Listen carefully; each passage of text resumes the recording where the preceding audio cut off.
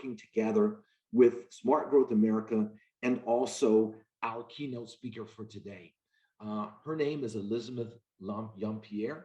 She is the Executive Director of UPROSE. UPROSE is Brooklyn's oldest Latino community-based organization.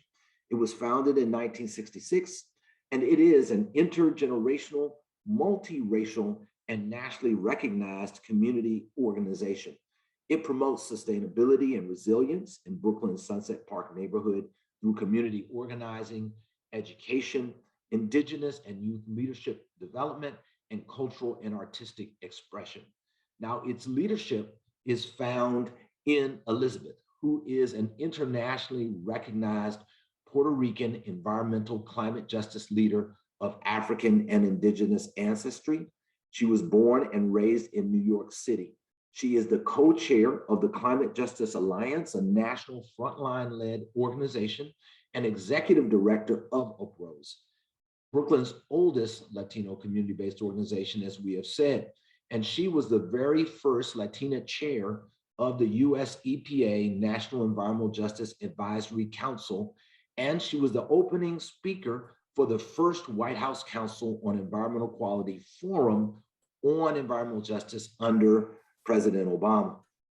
She has been featured in the New York Times as a visionary, paving the path to climate justice. And she was named by Apolitical as Climate 100, the world's most influential people in climate policy. Also, she was featured in Vogue as one of 13 climate warriors in the world and a recipient of the Frederick Douglass Abolitionist Award, FD 200. Recently, she has spoken at Oxford University, the Ethos Conference in Brazil, and the Hague. Her award-winning vision for an intergenerational, multicultural, and community-led organization is the driving force behind UPROSE. And under her leadership, that organization is engaged with their community on the ground in balancing environmental cleanup-based development while preventing displacement. Elizabeth, thank you so much for joining us today. Well, thank you. Thank you so much, Dr. Waterhouse. I am humbled and honored to be in community with everyone here today.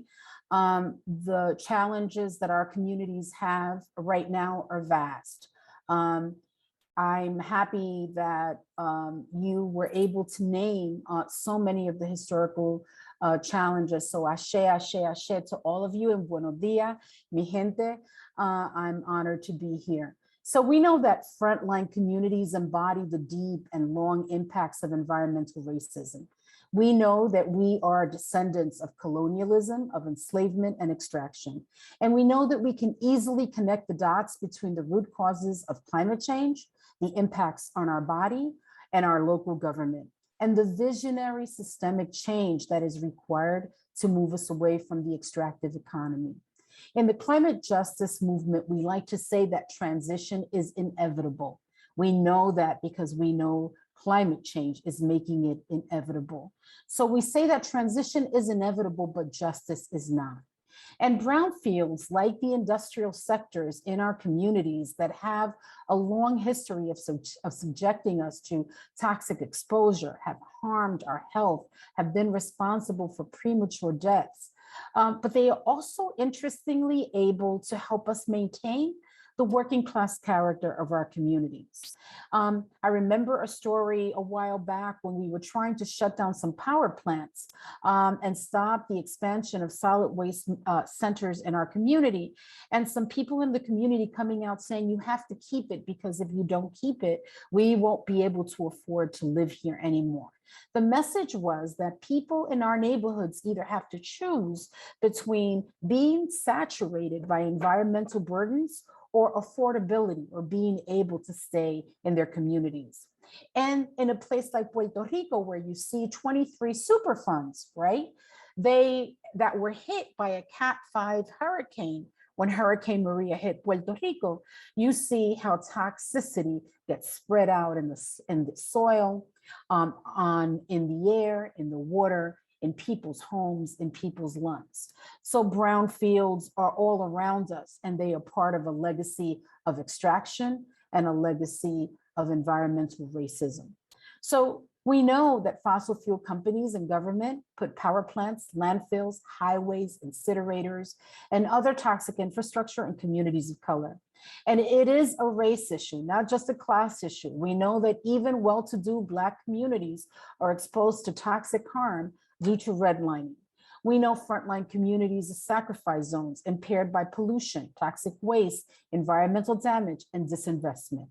And we know that if we can't breathe, we can't fight for justice. And that unfortunately for our communities, we are in the midst of all kinds of isms, and that environmental justice is just one of them. Whole communities are written off in the service of the fossil fuel economy. And as a result, Black, Indigenous, and people of color breathe in more toxic smog every day, leading to longer term health issues and even deaths. In the United States, 250,000 people died prematurely because of air pollution every year. And that was before COVID.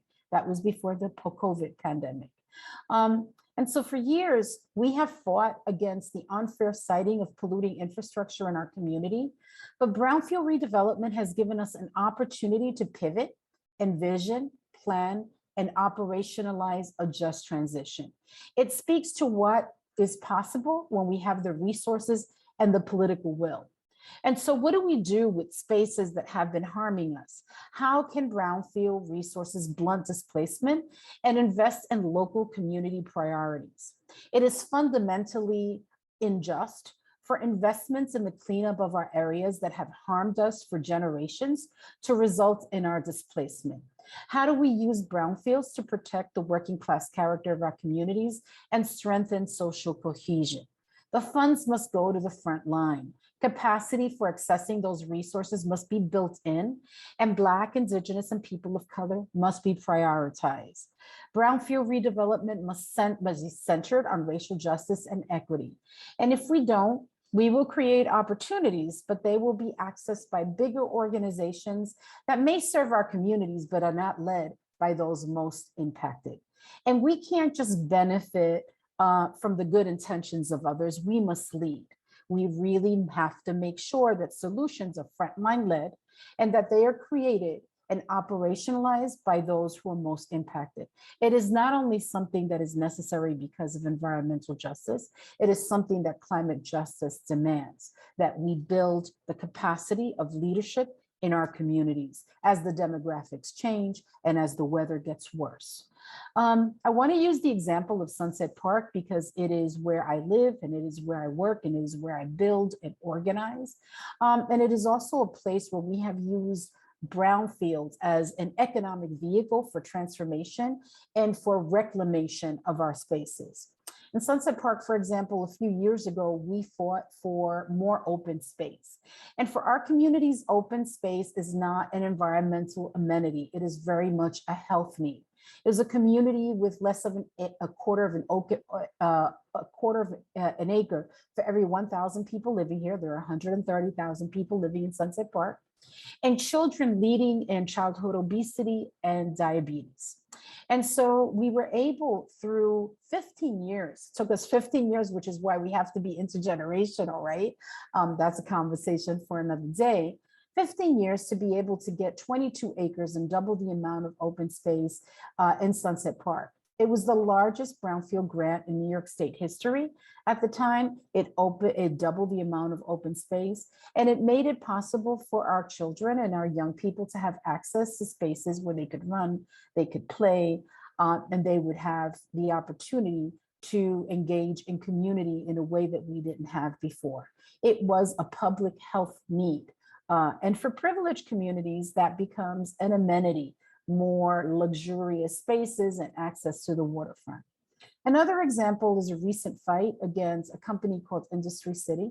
In Sunset Park Industry City and Jamestown Properties, $1 billion private developer tried to rezone 3.3 million square feet of New York City's largest industrial waterfront for luxury, commercial, entertainment, hotel, and office use. This conventional model of development would hurt Sunset Park's ability to host and create thousands of local, well-paying, accessible green jobs in clean energy, energy efficiency, sustainable manufacturing, and building a climate-resilient infrastructure. The types of jobs Industry City would have created for the community were entry-level and service jobs, not the family-sustaining jobs. And it would destroy Sunset Park's long history of being a walk-to-work community. You could work here, but you would not be able to afford to live here. So after UPROSE in Sunset Park, and the Sunset Park community defeated the Industry City rezoning, and that took us 7 years, UPROSE was able to help move multiple levels of investments to South Brooklyn Marine Terminal, slated to be one of the first and largest offshore wind staging and assembling ports in the United States. Since we defeated the Industry City rezoning, this SBMT, as we call it, was a long abandoned site highlighted in our Brownfield Opportunity Area program. Now it will be improved and host to the offshore wind facility and will bring 1,200 jobs to our community. So we're working to utilize the industrial sector as the economic engine to address climate adaptation, mitigation, and strengthen social cohesion by creating thousands of accessible local green jobs and redress generations of environmental racism from fossil fuel burning plants, highways, and brownfields. And we can't just look at brownfields site by site or single sites. Brownfields often cluster in our communities and they need an area-wide approach. We need to think about area-wide revitalization that would drive cleanup and reuse of these sites. In New York State, for example, this took the form of the Brownfield Opportunity Area program.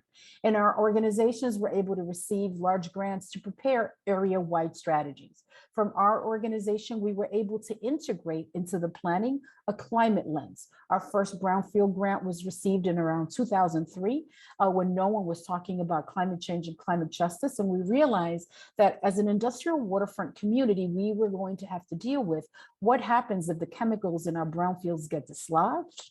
What happens if they end up in our lungs, in our communities, through our windows?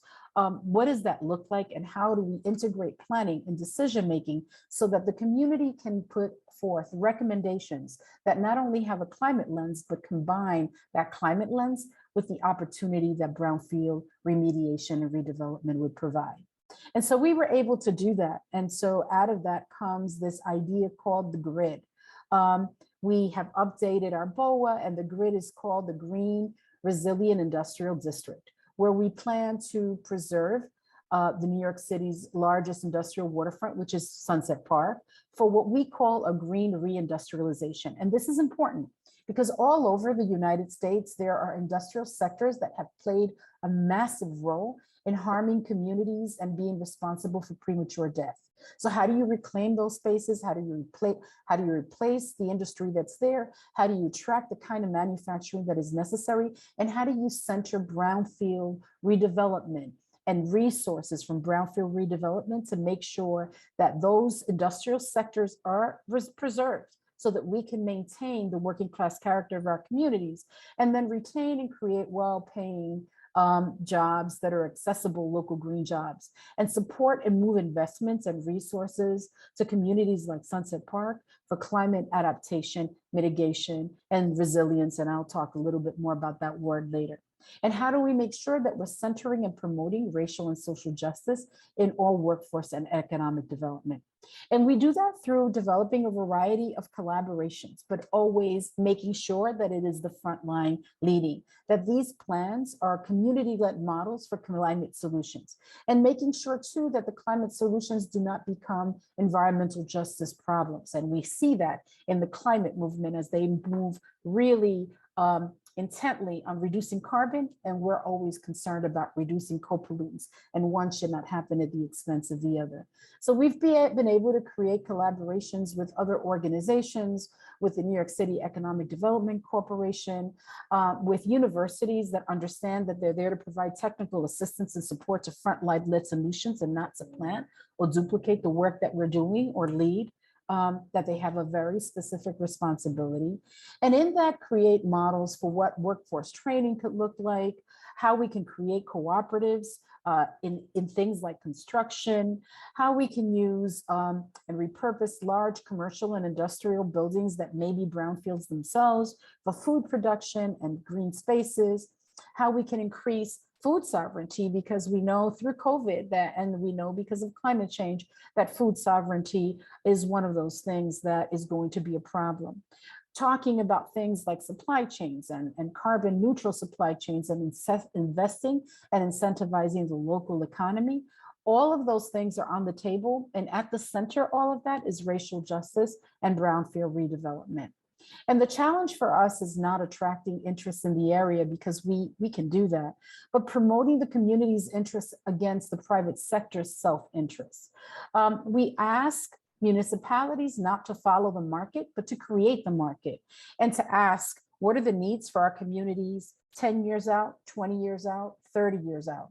And how are we building it now so that we can address, not only create an economic vehicle to do that, but address all of the issues that have put our communities in harm's way as a result of a long history of environmental racism.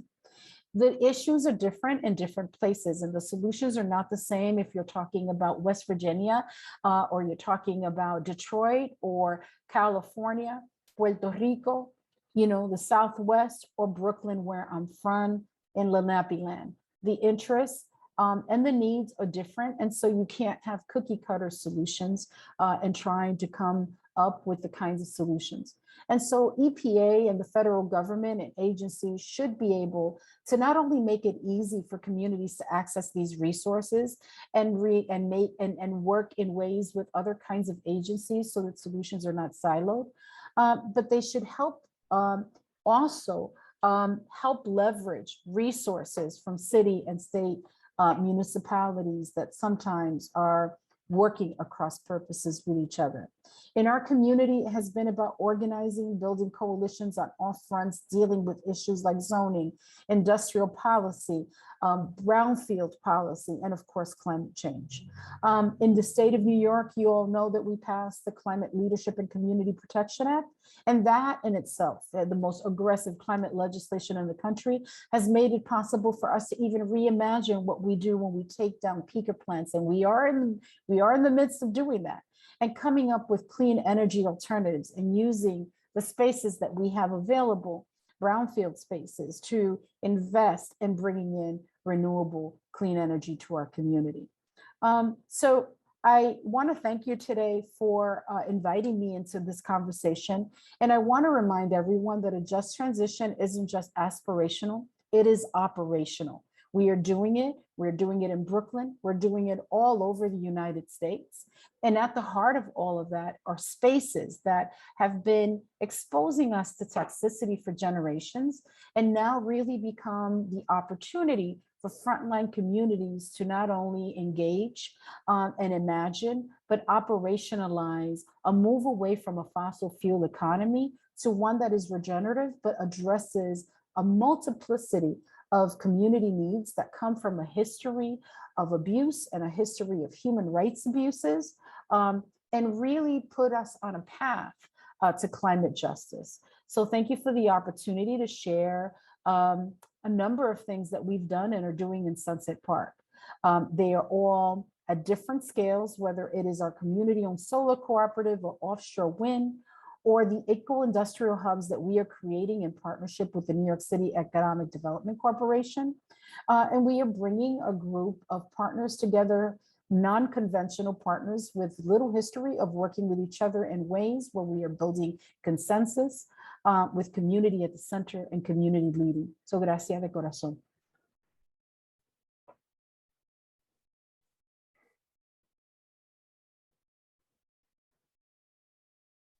Thank you so much, Elizabeth. There was so much there. Really, I'm looking forward to reading that book when you write it, because in fact, you've given us a volume of guidance and direction. I'm going to try to take some time out so we can dig a little deeper into some aspects of it. But I do want to start with the fact that you mentioned that it was your group is intergenerational and that the work is intergenerational.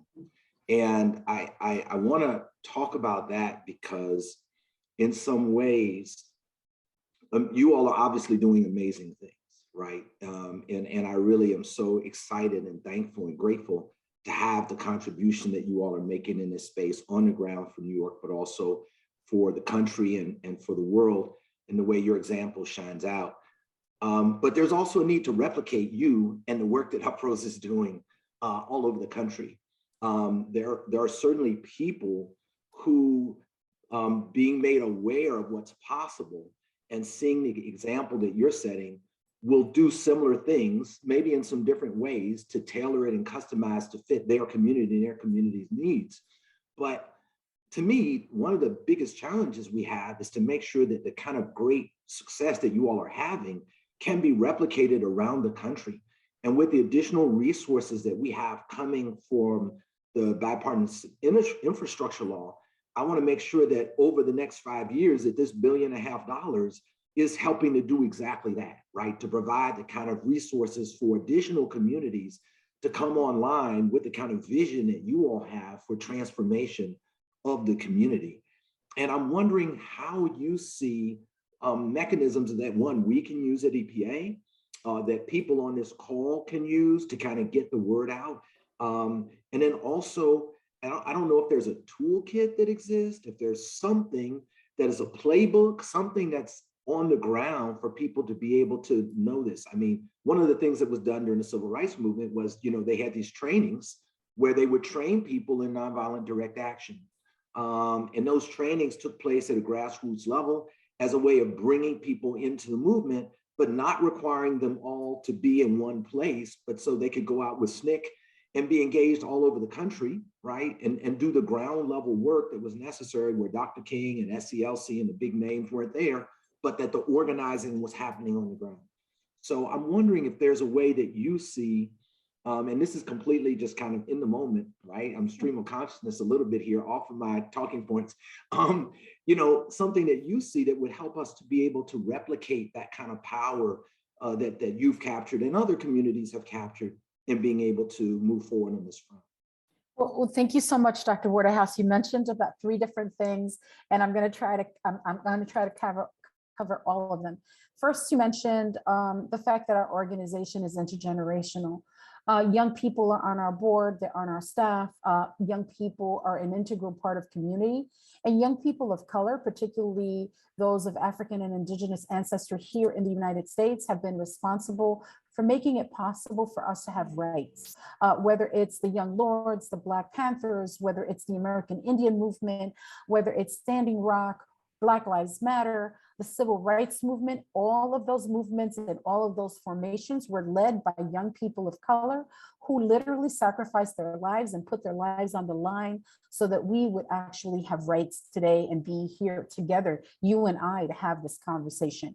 And so I want to say that because our young people are always seen as being at risk, and we see them as at potential. Remember, we were them once, right? When people had deficit-based expectations of who we were and what we were able to do because we were Black and Puerto Rican.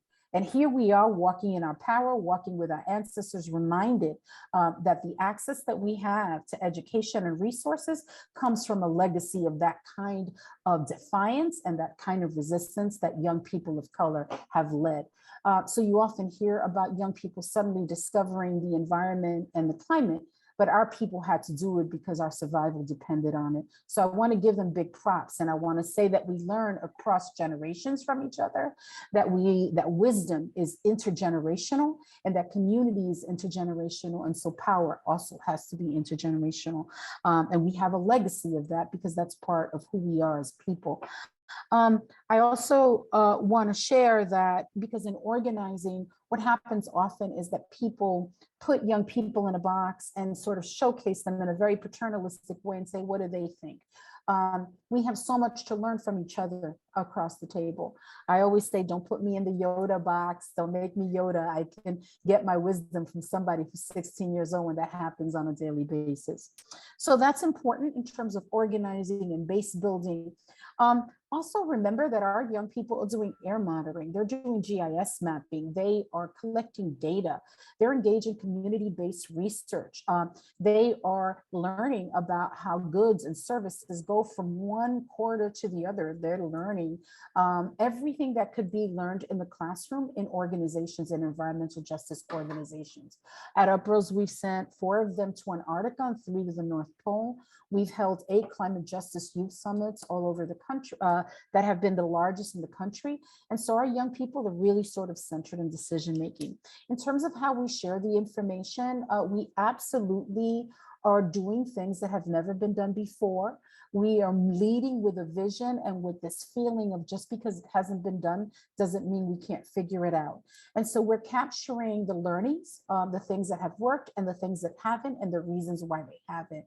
And I think that it is tremendously important in this age of climate change where our communities are at the front line of the crisis to share those strategies, to share what's learned, and to share what hasn't. And to be really, really critical about governance and how governance has a long history of managing community expectations instead of seeing us as a brain trust and meaningful partners in decision making. If we know anything about climate change, is that it's going to disrupt everything from food security to governance. And so we need to start really sort of wrapping our heads around a different kind of decision making process. And so we can institutionalize that and share that with other folks. We think that's important. That's why we're movement people. And I know you mentioned a bunch of other things, but now I don't remember what they all are. So if you want to bring them up, I'm happy to. But I hope I've done your important questions justice. Oh, no, that was excellent. That was excellent. And the importance of young people. And I'm hoping folks were able to take advantage of how, as you said, they bring wisdom to us all, as it is generational, but that engaging them with power is a critical part of us creating the solutions that are going to bring us all together to the future. So I just want to make a note for those in the audience that, in fact, we are have a little more time for this discussion, and we're going to be pushing back our break a little bit. So we're going to be probably having this discussion, if Elizabeth is up for it, for an additional kind of, maybe 10 minutes or more. And so we are still on track and it's planned. So just to give folks a heads up. So my next question, actually, Elizabeth, I'm sorry for dumping 3 on you at once, but I was just so inspired by your remarks. The next question was kind of around the idea of replicating what the success that UPROSE has had, and how communities who haven't been engaged yet, and maybe some people on this call who are just learning about brownfields, I think it said 20% or so of the people didn't know much and they're just kind of learning, how they can kind of get engaged and approach this question not under the limited model, as you've correctly noted, from kind of governmental kind of structures, but to have their own vision and bring their own vision and their own power into this space to be able to take advantage of these resources to benefit their community.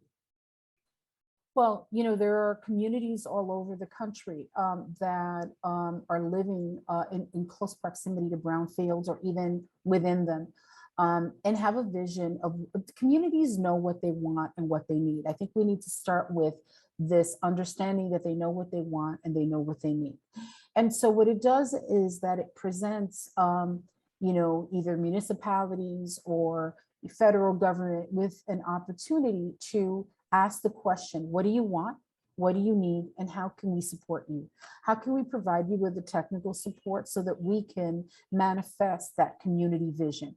How can we make sure that we're addressing issues like health, economic insecurity, displacement, all of the things that are being endured by our people all over the United States? But it begins with the question of how can we support you? And then communities can say to you, well, we need to know how to put together an application. We need to know how to do a feasibility study, or what an area revitalization plan can look like. And the community can then, not be the gatekeepers of that information. At the end of the process, the community should be able to be really knowledgeable about how decisions are made, how to write up these things. That capacity has to be built. And The partnerships are awesome because people at so many different levels and other people take advantage of those opportunities. We're in a capitalist system where people see these opportunities as an opportunity to compete, move ahead, run ahead of the community. We see universities do that a lot. They take a lot of funding and they bring in communities to do outreach. Communities are only seen within that small box of outreach, not decision makers, not creators, not people who understand the nuanced complexities of the needs of the community, but as people who do outreach. And then the thinkers, the experts, the people who have all levels of expertise are in those university spaces. We're saying that this is not a time for that. This is a time for deep collaboration. This is a time for building with each other and respecting the fact that brilliance is on the ground. There's no way to look at people in our communities who have survived generations and generations of extraction of abuse and not recognize that they are brilliant. They are. They just haven't had access to the same kinds of opportunities. So it means that a variety of stakeholders and people who have access to resources have to come into the conversation, respecting the Hermes principles for democratic organizing and building from the ground up, and listening and respecting frontline leadership. And that our communities have to be honest about what they know and don't know. We ask a lot of questions. We don't know more than what we know. And we're happy to work with a lot of people who bring that information to the conversation. And I think that's kind of the thing that can work across the country in different communities. If people are able to work in a way that is honorable and respectful and in collaboration and not competition, then we can have transformation happening on the ground. Excellent, excellent response. Thank you. Thank you so much for that. One of the things I've emphasized in some of my earlier remarks, and we've emphasized here in our discussions internally at EPA, is how we can make sure that we're able to retain residents when communities are facing development. And I saw, that was one of the big issues that people mentioned, that they saw home displacement as one of the things that came out of Brownfield's development funding. So I want to find out what advice you give to community members who are trying to kind of understand, prevent, minimize gentrification and displacement. So that became a challenge in Sunset Park. We had planted hundreds of trees. We had facilitated a community design of a greenway. We had brought in this 22-acre park. And then all of a sudden, developers were using the environmental victories as a way of displacing us. And it was killing us to think that here we are living with the impacts of all the environmental burdens, literally sacrificing our life to make this community healthier, greener, and livable for the community. And the victories are resulting in our displacement. And so we looked at the industrial waterfront. We started looking at it differently. We said, well, one of the things that makes this a working class community is the fact that this is an industrial waterfront. So how do we make sure that the industrial waterfront that has played such a harmful role for generations becomes the thing that helps us maintain the working class character of our community, where people can actually work there and make livable wages and still live here, right? And so that's one of the reasons I shared the 7-year fight against Industry City. Industry City saw the industrial sector, and if you're in New York City, you know what happened in Williamsburg. Williamsburg lost 30% of its Latino population in 10 years, and it became a very different thing. All of a sudden, all of the tech, all of the businesses that you could see in Manhattan and in the Central Business District wanted to come to the industrial waterfront because they could get access to the property for less money. But we see the industrial waterfront as the place that can build for climate adaptation mitigation, that can build for our climate future, that would bring renewable energy and food sovereignty, not just to Sunset Park, but to the region. And so we use Brownfield in the middle of that at our Brownfield Opportunity Area designation.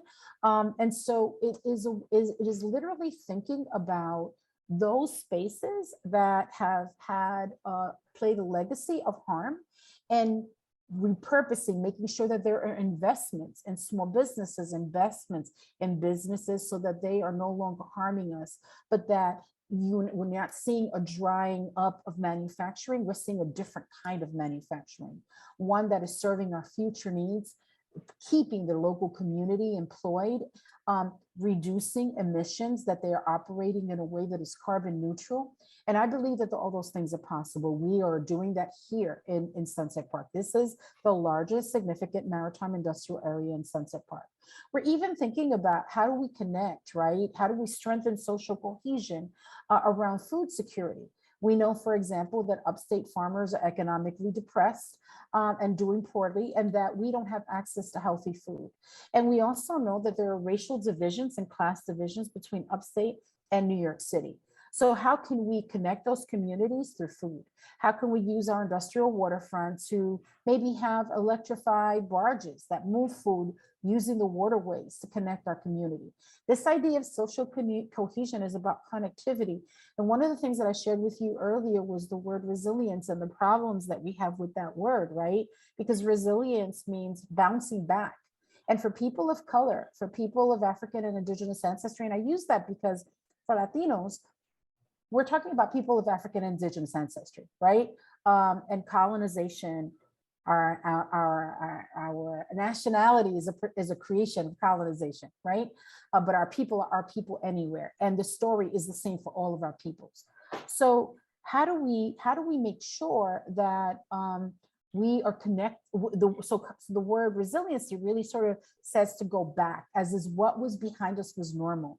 What was behind us was racial violence, extreme policing, ICE raids, environmental burdens, all of the bad stuff. So we need to think about how we bounce forward, how we move forward to a place that takes us out of harm's way, and how do we use economic justice, brownfields, and the opportunities that we collectively agree make it possible for us to really sort of plan for a future that addresses historical harm. So that's kind of how we're thinking about it. But this idea of connectivity, that we need each other. We know that when there's an extreme weather event, that even people with limited resources will survive because they know each other. We know that they are in community with each other and can take care of each other. So how do we build on those relationships and strengthen them using infrastructure, policy, organizing, base building, education, popular education tools, all of the things, and also, and I have to say, and also the arts. Yeah. Excellent again. Excellent again. I'm gonna ask one more question, if you don't mind. And that goes to, I think, the core that I think is at the basis of what you're talking about, but may not be something that is always everywhere. I just finished visiting some parts of Alabama and trying to work with some communities, and there's division in the community. They don't have a unified vision. Some people want to see one thing, some people want to see another. One of the things you've clearly done is get the organizing right, to be able to bring a lot of people together, and also to address what is sometimes apathy in communities that find themselves overburdened with so many different challenges. And I won't say apathy, but people just don't have the bandwidth because they're so fraught, their lives are so engaged around solving problems, that having time to see the connectedness of what engaging in activism might do, or connecting with people on the ground in their communities might do, just seems like an additional burden that they can't handle or manage. And so the question would be, where do you find your strength for organizing? Is there a particular place you would point people to say, this is kind of a model that we've used, this is what we would encourage? Anything that you'd share about that, people in communities where they're having a hard time getting the community together? So, organizing looks different in different places, right? So if we are in a densely populated community, and organizing looks one way. But in a rural community where you have to get in your car and go someplace else, it has its own challenges, where there are transit deserts, or places where there's a lot of faith-based activity. That looks different than it would look like in a place in Sunset Park. What I can tell you is that it starts being honest and authentic about the challenges and the opportunities, that people have a lot of distrust. Remember that they're dealing with so much and they're holding so much. I know that when we started to fight Industry City, the first thing people said to us is there's no way we can win against these billionaires. And of course, the industry dropped tons of money into Sunset Park, into community organizations, and really funded division. They basically had people convinced that building a school, a high school in a brownfield was okay, that they were providing an educational center for our young people. And we had to say to our community, they are putting Black and brown young bodies in a place where if there is an extreme weather event, they're going to be breathing in toxicity, and they're not telling you the full story. So breaking down the information, making it accessible, not talking to people in code, saying to people, well, EPA said we needed to do an EIS, so that DEC can do, like, we can't talk like that. We need to remember who our aunties are. The one thing that we all have in common, and I'm not trying to be Pollyannish about this, is that everyone in their community, in our communities, cares about their children. They care about the future of their children, the health of their families, of their elders. They've just gone through COVID, and they know, and they should know, that we were disproportionately impacted because we live in EJ communities, because our health was already compromised. And so when you're honest with people about what it means in terms of access to those kinds of amenities that will increase their ability to thrive and survive, there will always be people disagreeing. There are always people that believe in the American dream, that extractive dream that is built on the backs of our suffering. But I think the majority of people, when you are honest and you are able to break down the information and make it accessible and listen with all your senses and honor and respect frontline voices, then you can build from that. I think often people are afraid that if you are organizing, it means you want to run for office or you have a hidden agenda. Transparency, sharing information, getting people to weigh in even on complex presentations, changing, tweaking those plans based on the community is telling you, and letting them know that it was tweaked and changed because of something they said. When they see themselves in the planning and the vision, that you are able to build consensus. It's not easy. Organizing takes having deep roots and consistency, but also celebrating the wins. In Sunset Park, people they're addicted to the wins. We got a bus back. We doubled the amount of open space. We expanded a median. We stopped the siting of a power plant. All those things are things that give people hope and let them know that it is possible to transform the landscape, that it is possible to win. Excellent, excellent. Wonderful note to close on.